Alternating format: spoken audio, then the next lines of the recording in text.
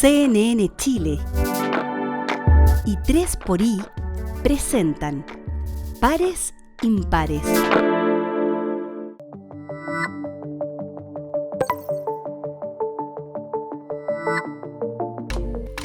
Hola, ¿cómo están? Bienvenidos una vez más a Pares Impares. Yo estoy un poco disfónica, pero no por eso poco entusiasta. Al contrario, siempre me emociona y me esperanza mucho poder recibirlos en este espacio que hemos co-construido con la Corporación 3xI y CNN Chile con el objetivo de tematizar la necesidad de estar más juntos en el proyecto común que llamamos Chile. Aquí tenemos enormes desafíos y por lo mismo tenemos que dejar de hacer mucho y empezar a hacer algo nuevo y por lo tanto innovarnos conjuntamente y desafiar lo que hemos hecho hasta ahora para poder crear ese lugar, ese espacio colectivo donde diseñemos el país en el que queremos vivir. Hoy tenemos una invitación exótica para visitar una de las heridas más antiguas que tiene nuestro país y es la relación entre el mundo mapuche y el mundo no mapuche.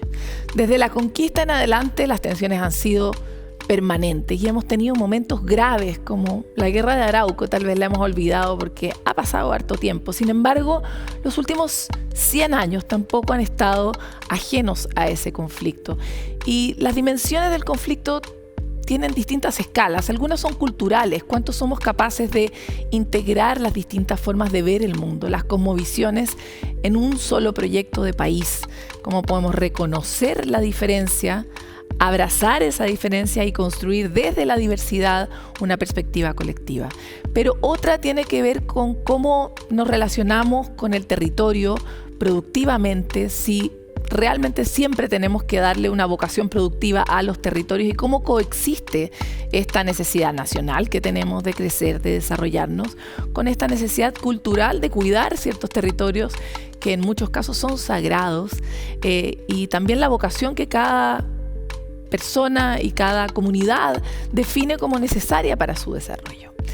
Esta conversación, por supuesto, tiene muchas otras aristas y ha tenido incentivos de distintos tipos. Ha estado cruzada y marcada por la delincuencia durante los últimos 30 años de manera muy potente. Y por lo tanto, la conversación entre el mundo productivo, empresarial y las comunidades y las personas que viven en esos territorios no ha sido una conversación fácil y fluida. Por lo mismo, quisimos traer esa conversación a Pares Impares. Queremos ver cómo es esa conversación, cuáles son los bemoles que tiene. Queremos comprender la complejidad y ver si es que juntos podemos crear ese futuro común. Veámoslo.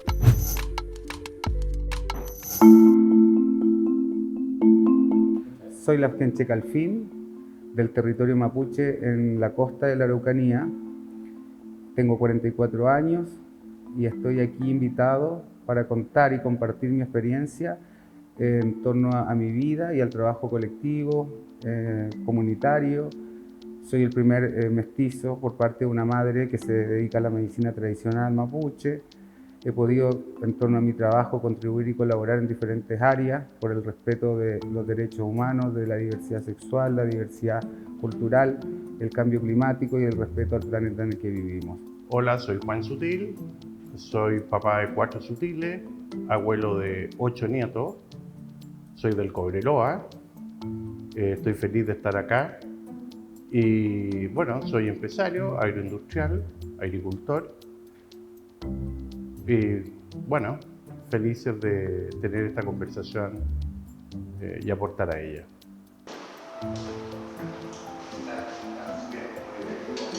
Juan decía que rico el café y yo le decía que a mí me operaron el colon, 28 centímetros, al final tenía una cuestión de este volado, salió para afuera, un lindo regalo que me quedé después de la CPC. Yo creo que el estrés se alojó en el colon. Y bueno, para hacerte la anécdota, lo pasé re mal, al día siguiente de la operación despierto, y lo primero que hacen es que me traen un café. Y yo me llevaba meses preparando para la operación del colon sin tomar café, para no irritar nada. Y cotidianamente tomas Tomo café, tiene una café. relación con el Oye, café. y yo digo, ¿pero cómo va a tomar café? No, me dice, es muy importante que usted pueda ir al baño a hacer deposiciones y lo mejor para hacer deposiciones es tomar café. ¿Sabías eso? Sí, claro, el café ayuda muchísimo para los procesos intestinales. Bueno, y el agua para nosotros dentro del territorio y en la costumbre, no solo en Chile, sino que a nivel global, el agua tiene un valor súper fundamental en las relaciones culturales, en las relaciones personales y en la salud. Entonces, el agua siempre se ha usado para rezar. Como antes se conversaba siempre alrededor de un fuego, el agua es la emocionalidad. Entonces, en todos los lugares donde hay agua, por ejemplo, las personas mapuche cuando tienen una conversación importante, aunque no ofrezcan agua para tomar, aunque estén tomando mudai o estén tomando un vino o algo, siempre ponen un agua al centro. Y el agua es lo que va limpiando la conversación. Cuéntame 2 cosas desconocidas y personales sobre ti. ¡Wow! Wow, está dura. Sí, porque no tengo mucho, yo guardo mucho, valoro mucho la privacidad. Ya. Me cuesta mucho la exposición. Entonces, soy también de una familia muy achoclonada, muy íntima, de relaciones profundas. Entonces, el compartir así como cosas personales no me es muy común. Pero, a ver, yo tengo 2 curiosidades que como que, sí, ahora que me lo preguntas. Una es que no puedo montar caballo con montura ni con pelero. Tiene que ser a pelo porque así me acostumbré de chico y de hecho andaba sin rienda, la tomaba solo de la tusa y cuando quería ir para allá le pegaba acá. Entonces, y eso te provoca ciertas cosas, porque sin pelero, sin nada, el sudor del caballo te quema mucho las piernas. Entonces, pero no puedo, me caigo de una montura. Y de chico saltaba. Y otra curiosidad es que yo me he dado cuenta ahora en el tiempo, si miro para atrás y qué hubiera hecho con mi vida si no hubiera haberme dado la oportunidad de poder contribuir y trabajar en el área de la cultura y en el área de los derechos, habría sido DJ. Me habría encantado. Amo la música. Sí, he pensado incluso ahora aprender y fusionar la música Mira, ahí con los tenemos instrumentos mapuche. algo curioso. A mí me hubiera encantado tocar piano. Sí, contigo. También. Pero mira, yo intenté ir al coro en el colegio y me echaron por desafinado. Tocaba yo el bombo. No, una cuestión espantosa. Me acuerdo que cantábamos si vas para Chile, te ruego Ya. viajero, le pidas a ella que no me muero, el pueblito se llama Las Condes. ¿Ya? Llegué hasta ahí y me echó el profesor para afuera. Vendí flores cuando chico, eso es una buena. Bueno, eso es verdad, vendía flores, pero además otra cosa curiosa era mía es que me gusta mucho el orden. El orden. El orden, sí. Los calzoncillos, los calcetines. Todo, y me molesta mucho los vidrios sucios. Es una cuestión que me incomoda. Estoy mirando ahí algunos vidrios sucios. Me carga entrar. Mi oficina es todas las oficinas están divididas no por paredes, sino que por cristales. Y la gente tiene la mala manía de agarrar las puertas con los vidrios. Yo digo, pero si tiene manilla. Ajá, Y yo llego a la oficina y tengo que hacer así con eso, y limpiar y sacar las cuestiones. Y también soy maniático de cómo ordeno y pongo mis cosas. La gente se ríe porque de repente entra alguien a mi oficina y de repente me mueve un lápiz y como que yo empiezo así de a poquito y pesco el lápiz y lo vuelvo a poner donde estaba.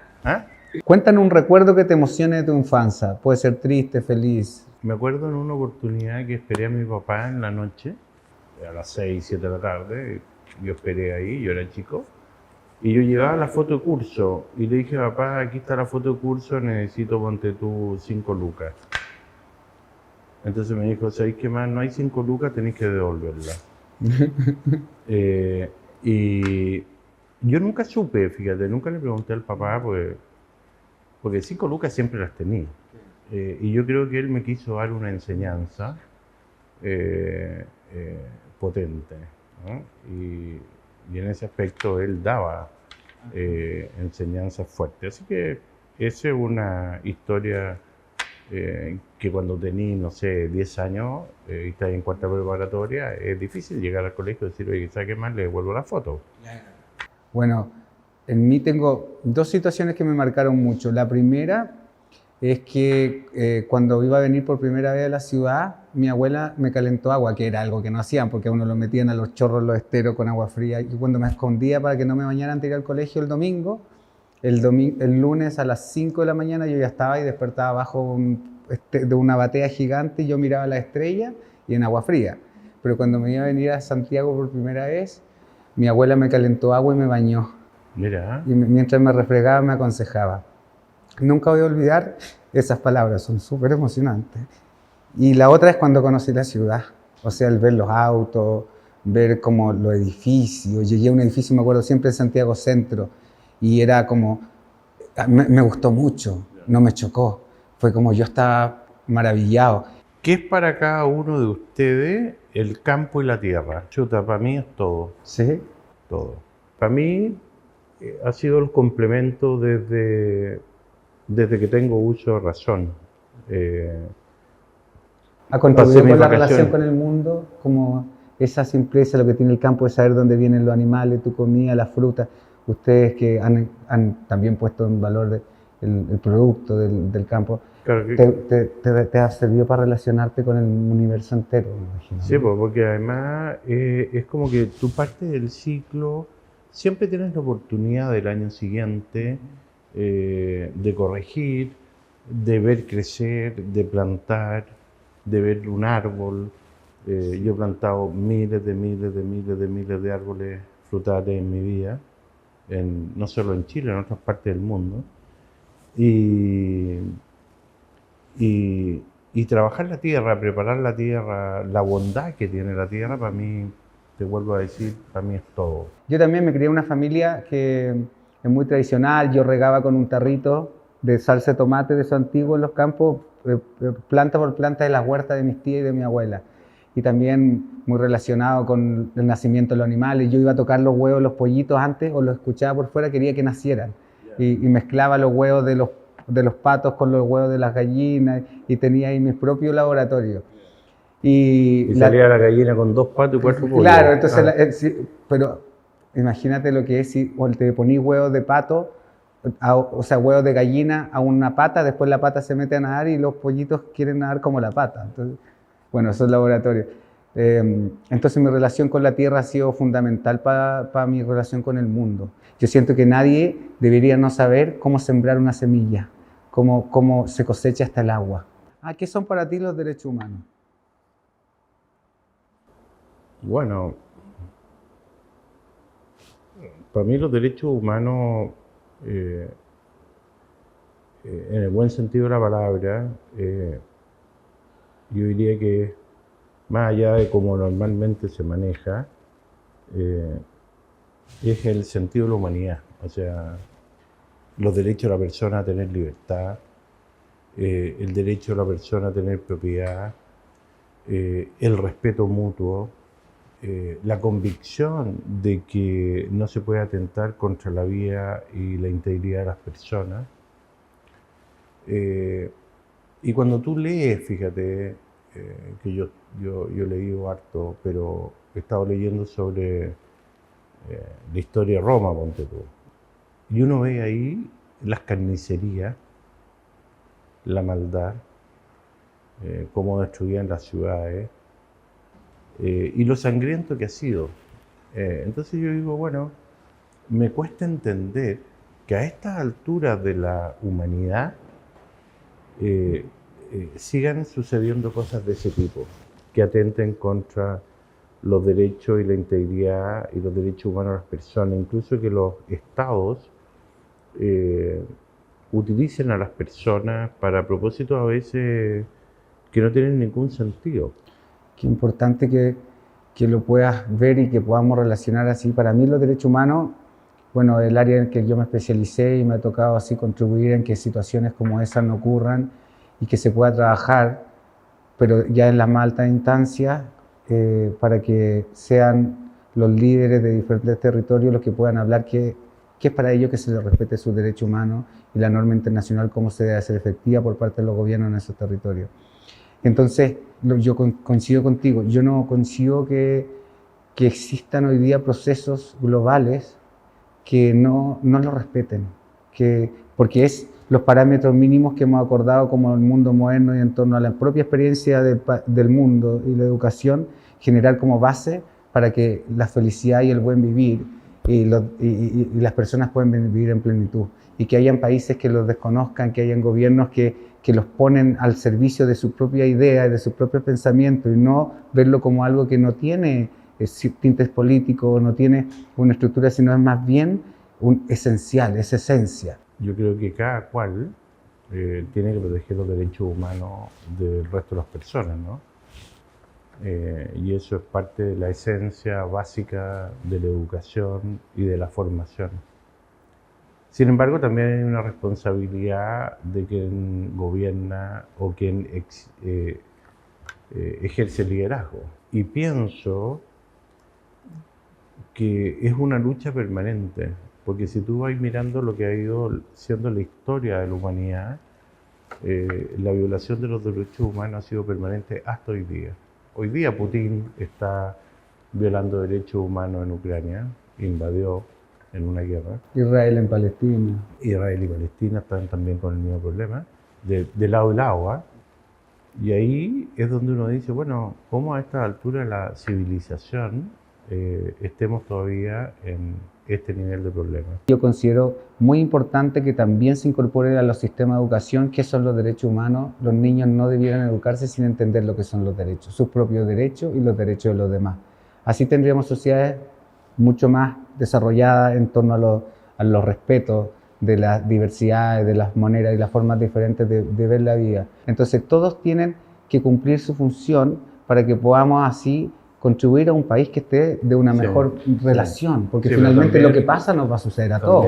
También hay que pensar que la educación tiene que hacerse cargo de la formación de los deberes civiles, de la filosofía, de la historia, cosas que se han ido eliminando de los procesos educacionales y a mi juicio se ha ido destruyendo y estamos cayendo incluso en la ignorancia más absoluta de los jóvenes que estamos formando. Entonces creo que todo eso es muy importante incluirlo. ¿Qué siente cada uno por la comunidad que el otro representa? Los sentimientos no son estáticos, ¿no? Han ido cambiando. Yo cuando era más joven tenía una visión bastante negativa de lo que representaba principalmente el mundo privado y la pasividad con la que se actuaba frente a las demandas colectivas de los pueblos indígenas.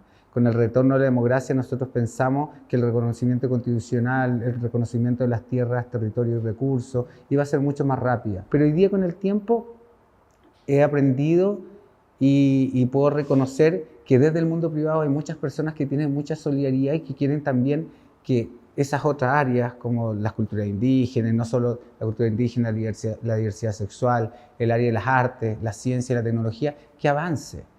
Y entonces hoy día yo he aprendido a reconocer eso y hoy día soy también comprendo mucho mejor que la sociedad la hacemos entre todos, que es súper necesario el generar los puentes entre un mundo y otro y que con esos puentes podemos dejar esos puentes para que las futuras generaciones los puedan transitar y cuando lleguen a otros territorios donde se necesiten más puentes, se encuentren con ríos, con espacios, ellos los puedan construir. Pero yo me he propuesto en la vida dejar lindos puentes. Y no solo la estructura del puente, yo quiero dejar árboles alrededor de los puentes, flores para que la gente además de cruzar un puente lo encuentre bonito y los aromas acompañen al cruzar esos puentes. Me acuerdo de una conversación con un lonco y él me decía, mira, la verdad es que nosotros también somos chilenos. Somos mapuches, pero somos chilenos. Y creo que eso es un puente, como tú mencionas, muy potente. Porque esta es una tierra que la hemos construido entre todos, incluyendo nuestros 11 pueblos originarios, más toda la migración desde el día que se formó este país. Y en ese sentido, yo valoro mucho a la gran e inmensa mayoría de personas que vienen del mundo tuyo, mapuche o mestizo de mapuche y chileno. Los champurreados nos llaman. Los champurreados, exactamente, que sienten la integración, que sienten la importancia de la educación, como tú lo mencionaste. Así que... ¿Puedo preguntarte algo? ¿Sí? Que quizás ni te lo han preguntado alguna vez. ¿Cómo fue para ti, para tu familia, el que te hayan quemado la casa en el territorio? Quiero saber qué sentiste tú. Qué fuerte esas situaciones, siento yo. Ahí, por ejemplo, se vulnera un derecho humano de tu familia. Fue una profunda pena. Ajá. Impotencia, pena y una sensación de injusticia también. Pero créeme que no fue lo único que me tocó vivir cuando estuve en la CPC. Tuvimos ataques químicos, que nos quemaron un campo. También tuve un ataque en mi casa en Santiago, un sabotaje. Y bueno, cuando uno representa algo público, siempre hay gente que quiere hacerte daño. Y a mí me pareció, volviendo a la pregunta tuya, que en el caso de Galvarino fue muy injusto, porque lo que hemos hecho nosotros es generar fuentes de empleo, una buena relación con las comunidades, un trabajo conjunto, riqueza y valor compartido, lo reconocen las comunidades ahí. Entonces yo digo que haya algunos que creen que el camino es a través de destruir. A mí me parece que, y tú lo dijiste muy bien, atenta contra los derechos humanos de las personas por lado y lado. Y creo que ha llegado el momento que nos una el futuro, porque el pasado siempre nos va a separar. ¿Cómo podemos mirar esto en positivo? Bueno, miremos qué cosas podemos hacer en conjunto, cómo las podemos hacer bien. Y en ese sentido, a tu pregunta de la comisión, bueno, si la comisión va a mirar hacia el futuro, yo creo que va a ser exitosa. ¿Qué opinan de la relación con los pueblos originarios y el Estado de Chile? Yo siento que sobre todo con la comisión de este gobierno por la paz y el entendimiento, se repite más una búsqueda de diagnóstico. Yo siento que los gobiernos no han sido capaces de tomar el diagnóstico del gobierno anterior y poder hacerlo carne y materializarnos, sino que nos vamos a un estudio, se va el gobierno y queda el estudio hecho. Así fue el Justicia y Nuevo Trato, el Pacto Reconocer de la presidenta de El CIAPI, el presidente. El primero, claro. No se dan los procesos como se debieran dar para generar la política y la práctica para el futuro. Y para eso las instituciones son fundamentales. Tenemos que avanzar hacia la creación de un ministerio indígena donde tenga la responsabilidad y también la independencia desde la institución para generar nuevas prácticas políticas.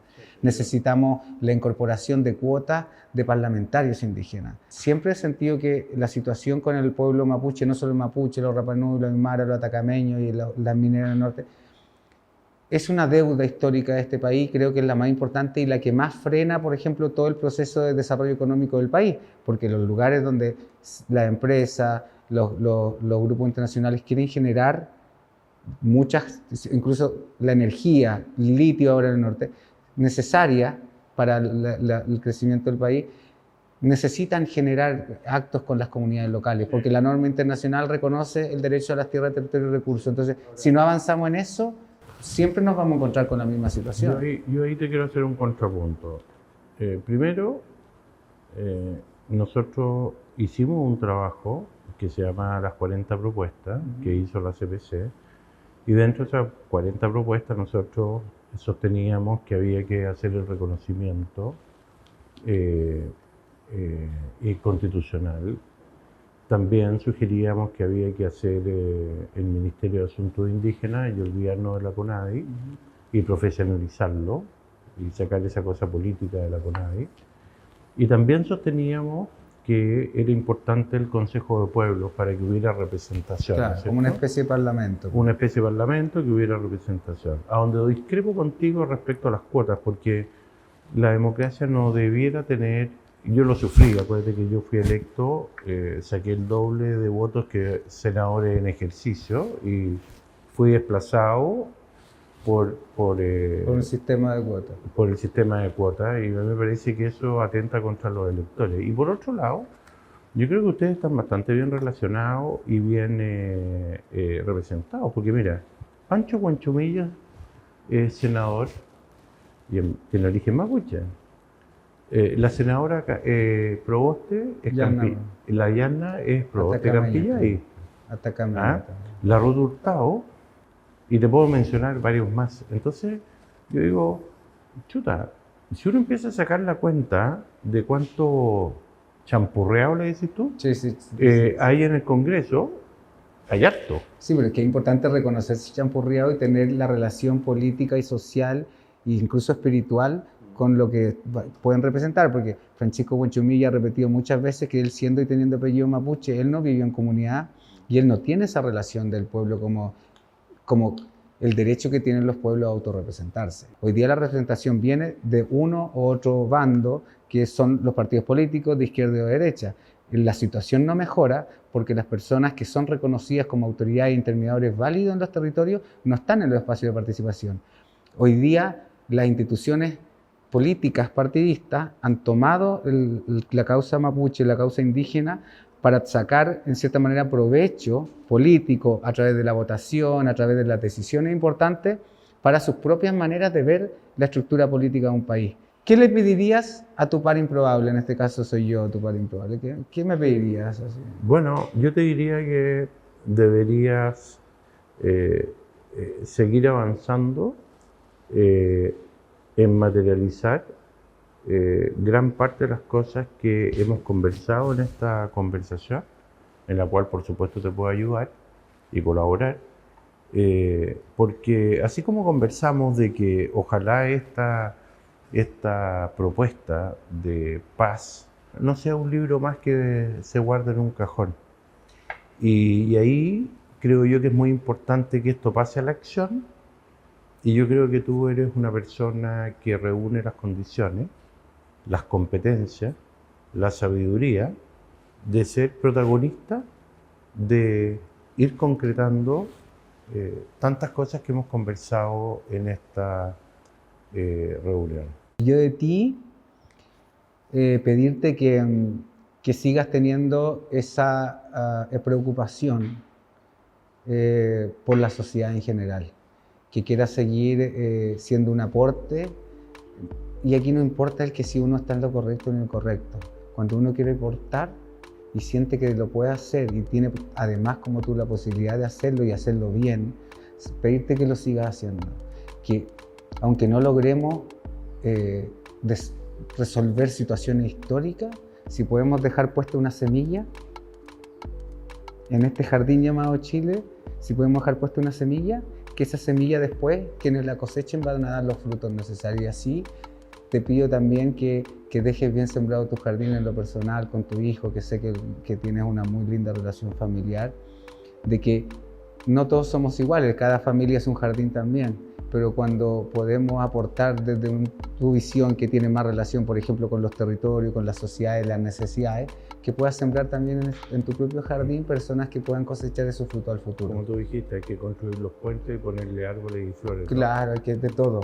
¿Cuál es tu sueño para Chile? Sueño un país que le dé oportunidades a las futuras generaciones, que se respete y se cuide el medio ambiente, pero que no se haga mal uso de ese concepto, porque si el país y la sociedad no crece, no hay oportunidades, no hay educación, no hay formación, no hay bienestar. Y sueño también un país que tenga nuevamente respeto, disciplina, un buen sentido de la autoridad, que podamos conversar sin destruir. Bien, pues Juan, ha sido un placer. Ha sido un placer también. Buen camino, ¿eh? Igual, muy bien. Como dicen en el campo, camino largo, ¿no? Creo que allá decimos lo más.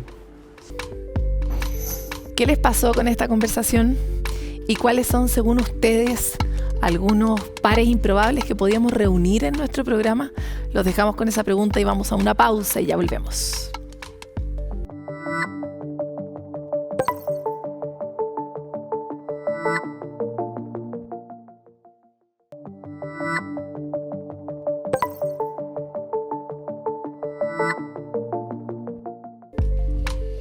¿Nacieron ustedes en Santiago o en alguna de las otras regiones del país?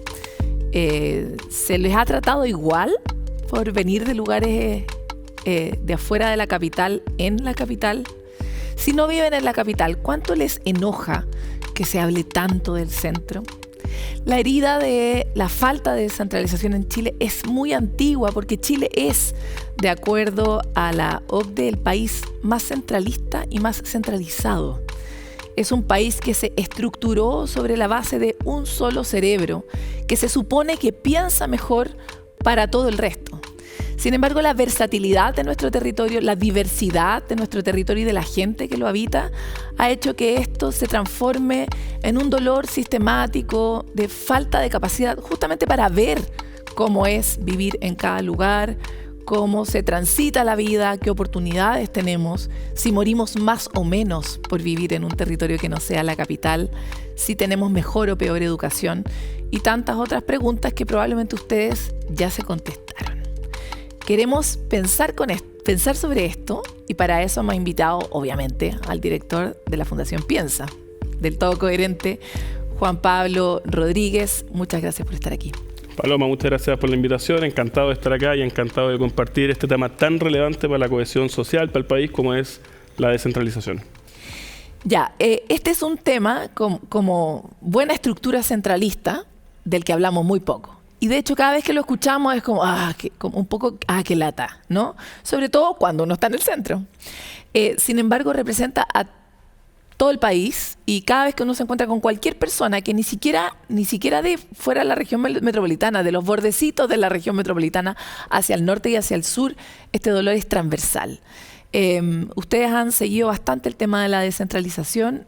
Tú mismo eres un producto de fuera del centro, eres de la región de Valparaíso. Y por lo mismo me encantaría saber tu mirada general sobre cómo estamos en esta tarea y por qué esta es una conversación de cohesión social. Sí, mira, lo primero que la gente tiene que tener claro, tú lo sabes mejor que nadie, Paloma, Chile es un país no así un poquito centralista o que, como se dice en Chile, Dios está en todas partes, pero atiende en Santiago, ¿no? Que da cuenta de este...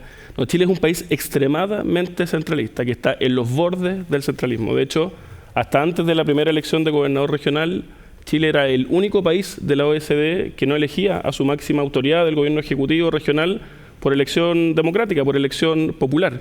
Si uno mira, para ver dónde toman los países las decisiones, hay que mirar muchas veces la billetera, ¿no? Si uno mira la decisión del gasto público en Chile, ¿dónde se toma esa decisión? ¿Quién la toma? En Chile, depende de la cifra, pero entre el 12 o el 15% del total de la billetera fiscal se decide en las regiones, se decide en las ciudades, en las comunas, el resto se decide todo en Santiago.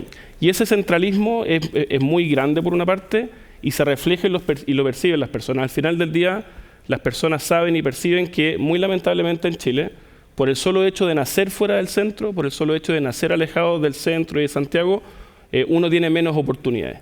Va a tener menos especialistas en el hospital, por ejemplo, va a tener menos acceso a mejores pegas, va a tener menos oportunidades laborales, etcétera, etcétera, etcétera. Y eso tenemos que remediarlo, y para remediarlo, ese remedio, creo yo, no solo tiene que venir del centro, a través de políticas que promuevan traspaso de competencias, recursos, atribuciones hacia las regiones, hacia las comunas, sino que también tiene que venir de las propias regiones.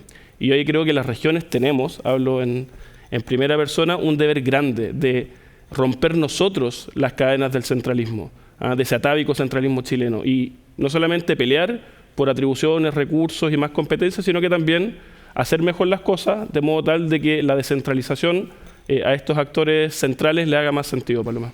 Hay una cosa que dijiste a la pasada, pero en términos muy concretos. Si uno nace en una región, tiene peor educación, peor salud, menos oportunidades laborales, y eso es un hecho, lo entendemos, ¿no? Así es. De esa manera. Y ha sido medido ampliamente, o sea, digo, para que no nos detengamos en subjetividad, esto está medido y sabemos que es así. Ahora, cuando tú empiezas a plantear este discurso, y es un discurso muy transversal, no es un discurso político, el discurso de romper las cadenas de las regiones, no es un discurso de izquierda o de derecha. A mí me ha tocado mucho conocer este discurso en el tiempo y sé que es un discurso más bien que tiene que ver con esa desigualdad, con el dolor de esa desigualdad. Pero cuando lo dices, al tiro, este Chile al que le gusta que la cosa no sea tan revuelta, este Chile que tiene un apego al orden, se incomoda. Entonces, y suena caos, y venimos de la sensación caótica que produjo el estallido social a lo largo del país. Entonces me encantaría saber cómo se ha repensado un poco la descentralización como para instalar esta conversación como una conversación pública no peligrosa. Sí.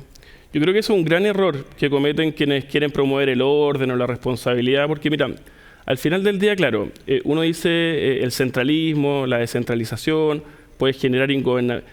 Yo lo tomaría por otro lado. Yo creo que la descentralización es como una suerte de piedra filosofal que le debe hacer sentido tanto a las personas de izquierda como de derecha, porque el razonamiento es muy básico y sencillo. Mire, en la medida que las decisiones a los problemas públicos se tomen más cerca de donde ocurren esos problemas públicos, es más posible que esa sea una mejor decisión, que sea una decisión más eficiente y que sea una decisión más eficaz, que se utilice porque es obvio, ¿no? Usted está en su casa, usted conoce el problema de su hijo, de quienes están cerca, ¿quién mejor que usted para tomar esa decisión?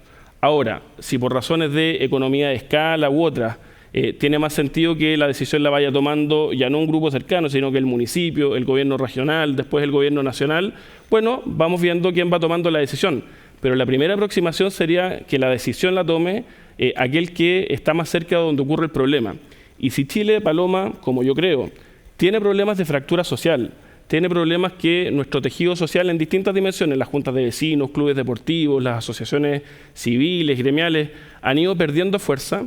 A mi juicio, la descentralización es el perfecto remedio para recomponer ese tejido social y que las decisiones las empecemos a tomar más de abajo hacia arriba y vayamos fortaleciendo esos pequeños pelotones, esos pequeños grupos, esas pequeñas asociaciones que van a su vez, en la medida que vayan teniendo recursos, competencias, atribuciones, tomando decisiones, la gente va a decir, bueno, entonces estas autoridades locales hacen la pega y hacen mejor la pega y voy creyendo más en la democracia. Y si creo más en la democracia, participo más. Entonces parte un círculo virtuoso en orden a volver a creer en la democracia, volver a creer o recomponer nuestro tejido social y además, para quienes tienen estos temores centralistas de que, oye, o se van a robar la plata, oye, no sabemos quién va a implementar estas competencias, oye, esto va a generar gobernabilidad. No, todo lo contrario.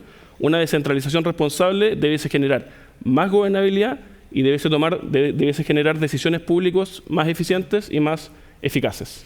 Bueno, algo interesante que ha pasado en las últimas elecciones es que, de hecho, todas las cartas presidenciables o que tienen potencial presidenciable son figuras que trabajan en los territorios.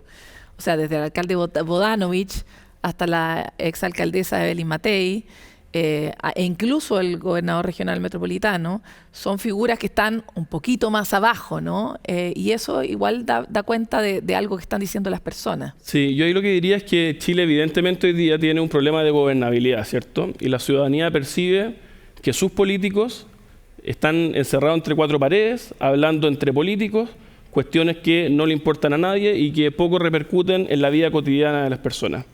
En eso hay un contraste grande con las autoridades locales, que muchas veces traspasan ese clivaje izquierda-derecha y las buenas autoridades locales están más bien preocupadas de la gestión de asuntos públicos locales que afectan mucho en lo cotidiano de las personas, generando alianzas que trascienden esta pelea política ideológica y ahí los ciudadanos ven efectivamente políticos, pero que hacen una labor política que redunda en mejor calidad de vida de las personas.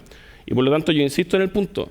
Si es que nosotros queremos que la ciudadanía se reencante con la democracia, si nosotros queremos que nuestro país tenga más gobernabilidad, tenemos que promover procesos, competencias y recursos para que cerca de donde ocurren los problemas y en aquellas autoridades en que la ciudadanía tiene más confianza, yo creo que en el fondo que autoridades locales se proyecten como autoridades presidenciales, da cuenta de aquello, es una buena receta para perfeccionar nuestra democracia, para generar más gobernabilidad y al final del día para que a la ciudadanía le haga más sentido la democracia en un contexto chileno que está en crisis por su ingobernabilidad, pero también hay que decirlo en un contexto global en donde cada vez es más difícil tomar decisiones en todas partes del mundo.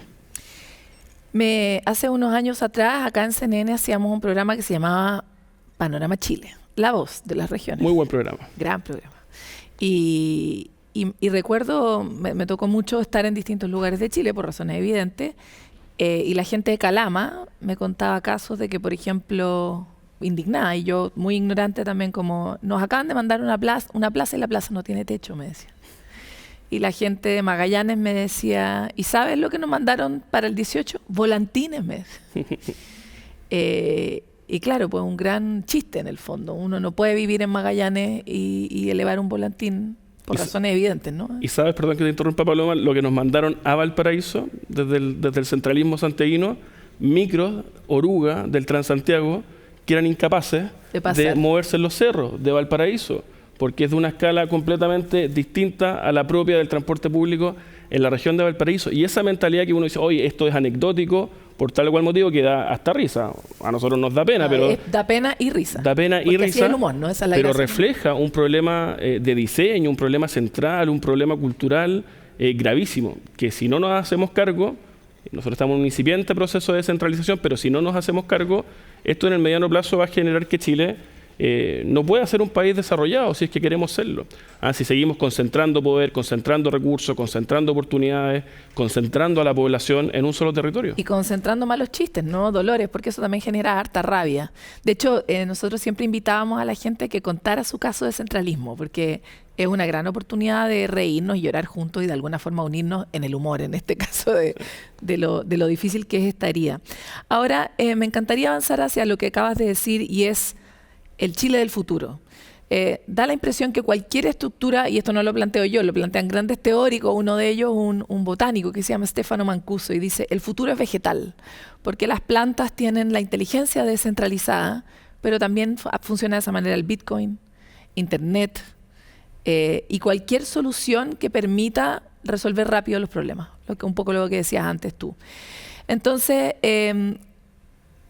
¿cuál es la mano que tienen las personas desde las regiones para articularse y acelerar la llegada de este futuro más descentralizado? También pasa con la energía. Sí. Si uno distribuye la energía, el sistema energético es más resiliente. Eso también está muy estudiado. Entonces, ¿cuál es esa palanca que tú decías al inicio de esta entrevista que sí existe desde las regiones para activar un futuro más descentralizado? Sí, yo diría, esto también lo dicen muchos teóricos, el poder nadie lo regala, ¿no? El poder nadie lo reparte gratuitamente. Esto no es una crítica, es una crónica. Así funciona el mundo, si uno ve la historia, así funcionan las cosas. Quien tiene poder, su inercia natural es a mantenerlo, es a conservarlo. Hoy día, si el poder está en Santiago, si el poder está en 3 o 4 comunas, si el poder está en 2 o 3 universidades, la inercia es aquellos que quieran mantenerlo. Y por lo tanto, quienes vemos en eso una mala receta para el desarrollo de Chile, tenemos que disputar ese poder, tenemos que salir a pelear ese poder, porque ese poder nadie nos lo va a regalar. Y por lo tanto, ejemplo, yo te diría, perdón lo propio, pero la Fundación Piensa, la institución que yo dirijo, nosotros somos el único centro de estudio, nosotros lo que tratamos de hacer es reflexión intelectual para contribuir al debate público, para hacer propuestas de políticas públicas, para participar del debate nacional desde nuestras ideas y también para promover un debate público local riguroso. Nosotros tenemos encuestas de opinión, por ejemplo, que son como una suerte de encuesta CEP, pero a nivel regional. Tenemos grandes seminarios como una suerte de NARE y CADE, en donde van distintos actores, presidentes de la República, ministros, a hablar allá de la región de Valparaíso, van todos los parlamentarios, disputamos ese poder y decimos, mira, nosotros no nos vamos a quedar tranquilos acá, con la cancha abierta. Nosotros somos de la región de Valparaíso, el lugar en el cual alguna vez todo en Chile nació, el primer equipo de fútbol, la primera compañía de bomberos, el diario más antiguo de Hispanoamérica, el primer canal de televisión. Para dar un ejemplo propio, fue en algún minuto un lugar que fue efectivamente un contrapeso a Santiago, a la aristocracia castellano-vasca, con los flujos de inmigrantes que llegaban por Valparaíso y que generó en algún minuto ser, sin exagerar, el polo económico del Pacífico Sur. Juan Pablo, pero pensemos, porque Valparaíso y Santiago, sin ser lo mismo, son parecidos. Tienen harto poder sí, conjuntamente, y voy a agregar a Concepción. Pero eso es cada vez más escaso en los distintos lugares, y articular un centro que sea exitoso y que logre generar discusión pública desde la Maule. Es más difícil. O desde Coquimbo, puede ser más complicado. Entonces, también me gustaría sacarlo de sí, la élite, que también son los centros de pensamiento, y llevarlo a la escala de la ciudadanía. Tal vez vincularlo a las elecciones que estamos teniendo hoy día y a la figura de gobernador regional, que a veces, o sea, que antes, hace poco, no la elegíamos. Sí. Entonces, ¿cuáles son esas otras cosas donde las personas pueden utilizar estas herramientas para construir el tejido social? Sí. Yo diría dos cosas desde la perspectiva como más institucional. Uno, efectivamente, las elecciones, naturalmente. O sea, cuando uno habla de descentralización, una pata de la descentralización es la parte política, ¿no? Cómo nosotros acercamos la toma de las decisiones a las personas y permitimos que la ciudadanía vote por ellos, y pueda elegir a sus autoridades locales de tal o cual manera. Yo creo que este paso que hemos dado, valioso, digamos. es un paso valioso, pero insuficiente aún. Yo soy un firme promotor del proceso de descentralización chileno, de la elección de gobernadores regionales, pero creo que estamos aún al debe, ¿no? Que son autoridades que no tienen aún la fuerza necesaria.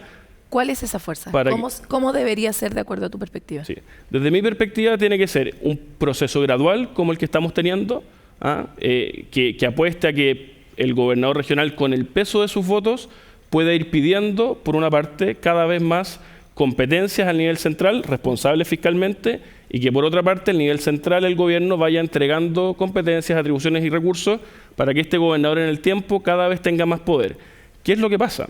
Así está diseñado este proceso, pero los gobernadores regionales, creo yo, no han hecho bien la pega en muchos casos. Te pongo un ejemplo, Paloma, sin ser técnico, pero acá hay dos mecanismos. O el gobernador puede pedir más competencias o el gobierno de oficio le puede dar más competencias. Los gobernadores en esta pasada tenían el espacio para pedir competencias al gobierno central. Solamente el gobernador regional de Magallanes, ningún otro gobernador regional solicitó competencias al gobierno al nivel central. Pero ¿cómo puede ser eso? A mí me parece completamente inaceptable. Nosotros peleamos ¿Y a qué se lo adjudicas tú? ¿A la ignorancia o a la inercia? No, yo creo que hay una negligencia importante, por una parte, y hay un carácter excesivamente conservador dado que no se tienen recursos suficientes, una cierta timidez de tener. Pero yo creo que es lo contrario, hay que empujar, tener competencias, atribuciones, y eso que vaya generando en el camino y en el tiempo mayores recursos que permitan ir complementando o implementando esas atribuciones, por una parte, Paloma. Y por otro, yo creo que tenemos que ser autocríticos también, me pongo el sombrero del autocrítico de las regiones, en que la corrupción, lamentablemente, está afectando el proceso de descentralización. Mire, eso te iba a decir, el caso convenio golpeó brutalmente. El caso convenio, pero brutalmente. Pensemos en los municipios también. Los casos yo sé que hay casos de corrupción municipal en la región metropolitana y que la corrupción era que no voy a decir eso, es un patrimonio nacional. Y yo cuando iba al Congreso a pelear por la figura del gobernador regional, muchas veces en off los parlamentarios te decían, oye, ¿qué les vamos a entregar más competencias si la plata se la van a robar? Y no hay mucha gente que implemente esas competencias en las regiones de Chile. Yo creo que la corrupción no es patrimonio de las regiones, pero creo que es ponerse una venda en los ojos el no considerar que los hechos de corrupción municipal, que el caso convenios en la gobernación regional está afectando decididamente el proceso de descentralización y, lo que es peor, le está entregando la excusa perfecta a los centralistas de siempre para deshacerlo lo andado. Para deshacerlo andado lo antes posible. Entonces yo creo que tenemos que promover un proceso de descentralización responsable, pero que se haga cargo de la modernización del Estado en la gestión pública local, que nuestros municipios dejen de ser lo que son muchas veces, lamentablemente, una caja negra pagadores de favores políticos que funciona como en el siglo XIX y sean peceras, transparentes, que funcionen bien, eficientes, eficaces, que a quienes hacen mal la pega se puedan sacar. Y lo mismo en el caso de los gobiernos regionales, que traen estructuras un poquito antiguas y que tenemos que modernizarlo. En la medida que modernicemos el Estado, que generemos mecanismos de accountability, de transparencia, que aseguren que no se robe la plata, yo creo que van a haber mejores y más argumentos para seguir el proceso de descentralización y al final del día que la ciudadanía perciba que sus problemas son resueltos por personas y por instituciones que conocen y que sufren esos problemas y no por santiaguinos entre cuatro paredes y en 3 comunas acá de la región metropolitana. Y para cerrar, ¿por qué esto? La misma pregunta que te hice al principio. ¿Por qué esto hace que haya más cohesión social? Esto hace que haya más cohesión social porque permite que en la medida que tengamos una institucionalidad que soluciona problemas cerca de donde ocurren las personas y por otra parte generamos un ecosistema en donde de abajo hacia arriba y no de arriba hacia abajo volvamos a tener conversaciones respecto de lo común, conversaciones con fondo y con posibilidad de ser resueltas en la medida que hayan competencias, atribuciones y recursos, eso genera posibilidades de cohesión social, posibilidades de encuentro. Yo soy, por ejemplo, un firme partidario de que si bien en el Congreso, en la discusión nacional, son muy naturales las discusiones ideológicas, de izquierdas o derechas, bueno, para usar un lenguaje de moda, en los territorios, ¿no? En las regiones, en las provincias, en las ciudades, hay muchos temas en donde el clivaje no es ideológico. Perdón que lo lleve al caso que yo conozco, la región de Valparaíso. La extensión del metro a La Calera, la necesidad de un tren de velocidad entre Valparaíso y Santiago, las necesidades de obras de infraestructura, el recuperar los centros de nuestras ciudades muy deteriorados hace mucho rato, pero especialmente después del 18 de octubre.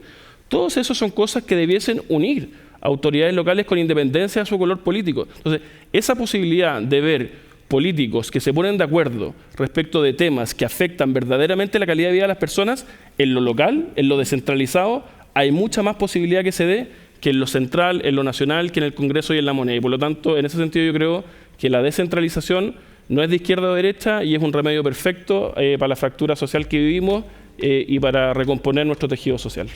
Te tengo que despedir, Juan Pablo. Así es la vida.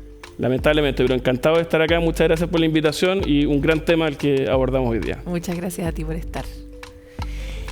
Efectivamente, hay algo que nos articula y también ha salido en distintas encuestas en la Academia, por ejemplo, de cuánto les importa a las personas su barrio, su región, la identidad, cómo está tejida íntimamente con ese lugar donde crecemos y donde nos desarrollamos, y por lo mismo la enorme oportunidad de que juntos en el territorio podamos construir ese espacio, aunque sea pequeñito, en el que queremos vivir, ¿no? A veces la tarea nacional nos sobrepasa, pero la tarea territorial está al alcance de la mano. Así que la invitación es a mirar estas experiencias y avanzar juntos desde los territorios. Nosotros vamos a una pausa y volvemos con más de Pares Impares.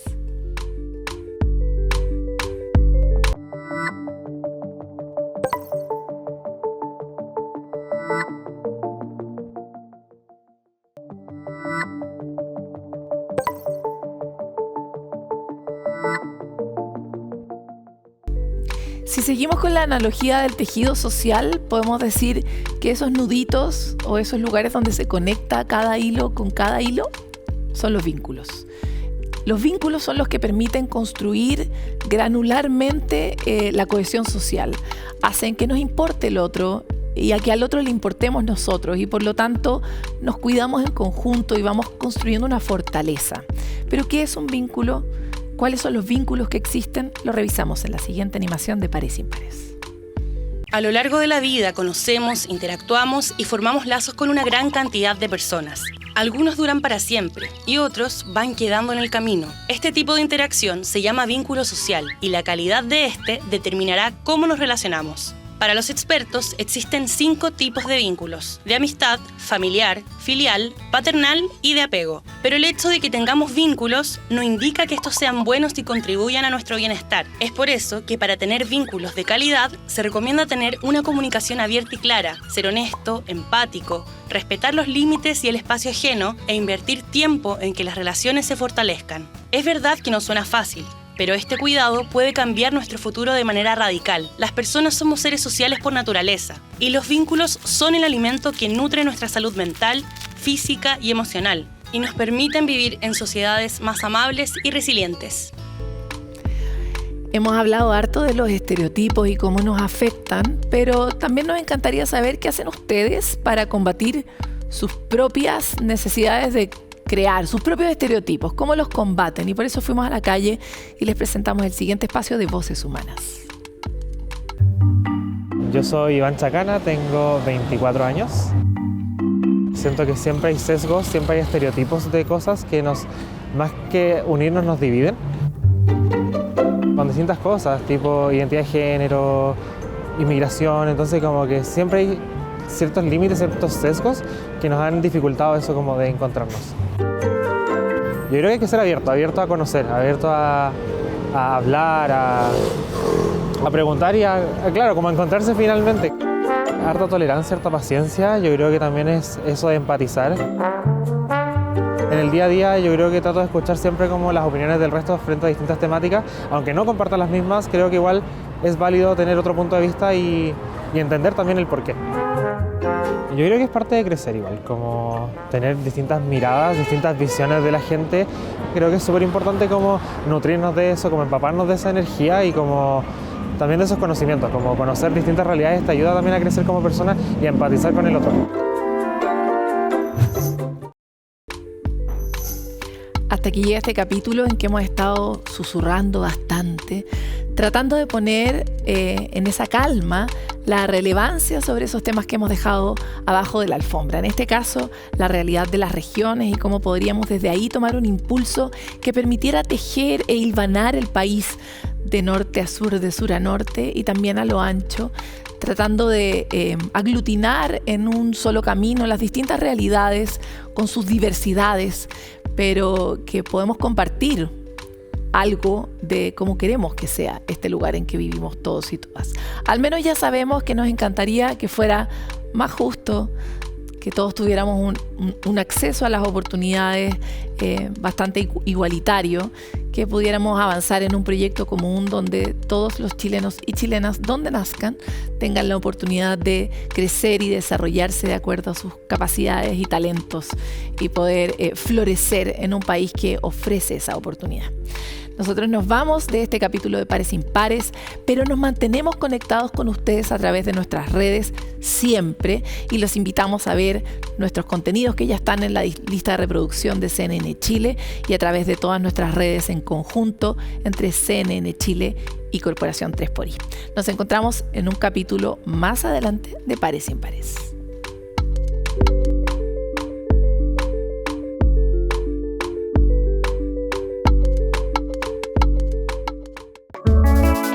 Pares Impares fue presentado por CNN Chile y 3xI.